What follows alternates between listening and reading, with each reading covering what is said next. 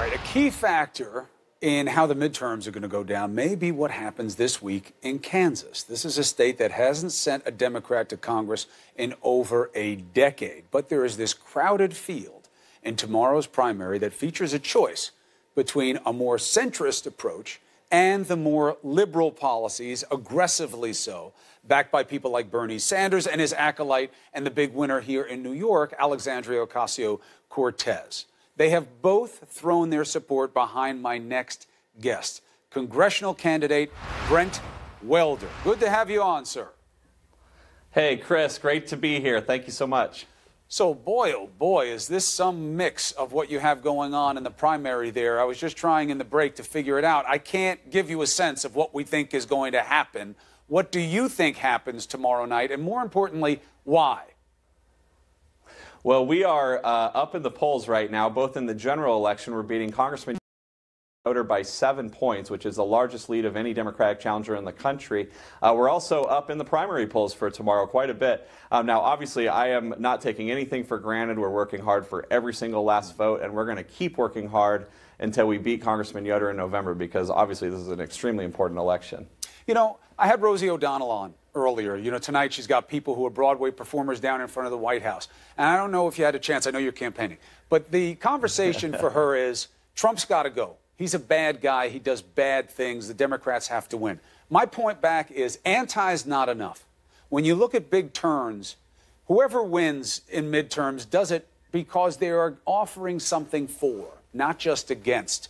And when I was looking at your site and looking at some of the messages, where do you think the Democrats come out on that? How do you make the point that you're better for the economy with all those robust index numbers that we've seen, that you're better for national security when we're in a relatively safe state? How do you make a better case?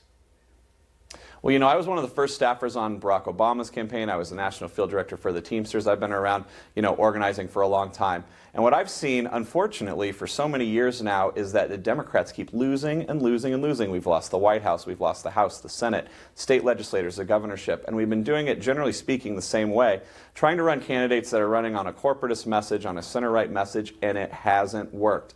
I'm a labor lawyer. I've spent the last decade in labor halls, Teamster labor halls around the country.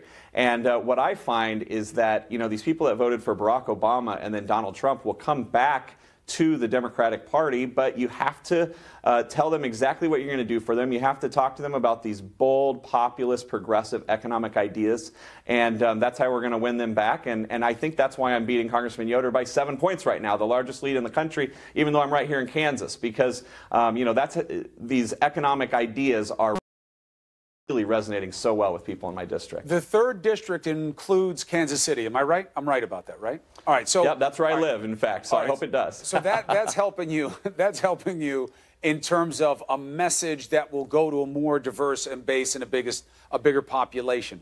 Because when you say about winning Trump voters back, a lot of them are voting for him on cultural dynamics.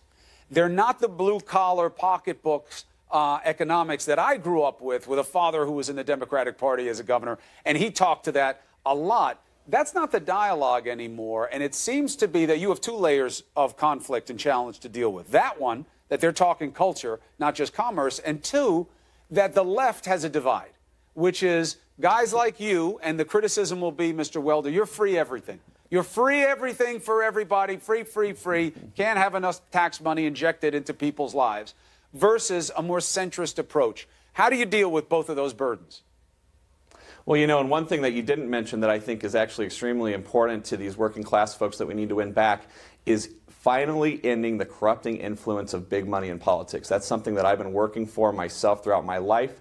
I actually, when I started running 14 months ago, pledged that I was never going to accept 1 penny of corporate PAC money. I've been involved in politics long enough to see how that affects things and how it causes these politicians like my opponent Kevin Yoder, who has taken more money from the payday loan sharks than any member of the House or the U.S. Senate to side with giant banks and giant corporations instead of people. And that is the thing that I think is resonating most with people, is they're ready to send someone to Congress who is not corrupted and who rejects this kind of corporate spending. That's fine. You're still going to have to deal with the free, free, free. I mean, look, I interview Bernie all the time about it. I saw how Ocasio-Cortez, how that worked in her district, but they were very specific people that were open to that idea of needing more from government. A lot of people won't, especially in the 3rd district where you are, because you get outside that city, you get a different viewpoint. I want to talk to you about money, though. What is going on ending spending? You have a conservative group. Do you believe they're trying to help you by all the people have to go on? You have to Google it for yourself because I don't have the time tonight. But they put a ton of money, hundreds of thousands of dollars into this seat, and they're running ads that some of your opponents say are helpful to you. What is going on? Why is a conservative PAC doing ads that some say are helpful to you, and how do you see it? Those are the strangest ads I've ever seen in my entire life. I have no idea what their motivation is. What I do know is that I'm beating Kevin Yoder by 7 points, 49-42 in the independent public polling. You do know that because you've said that 3 times. Why are they putting this money in the race? I'm proud of it. I'm proud of it. I mean, it's the largest lead of any Democratic challenger in the country, and it's right here in Kansas. I think that pretty much kind of speaks for itself as far as the policies I'm running on, fighting against the corruption. You know, Kevin Yoder votes with Donald Trump virtually every single time, and people are sick of it, and that's why I feel really confident that we're going to be able to flip this seat in Kansas. And, you know, 25,000 people have gone to BrentWelder.com to give small dollar donations or volunteer on this campaign. 25,000.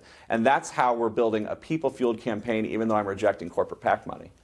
Brent Welder, it is an interesting race. I'd never think that the biggest dollar amount of ads going into your campaign would come from ending spending, a group that gave $1 million to Donald Trump. We're going to follow the race very carefully. When we see the results, please come back and make the case if you wind up on top.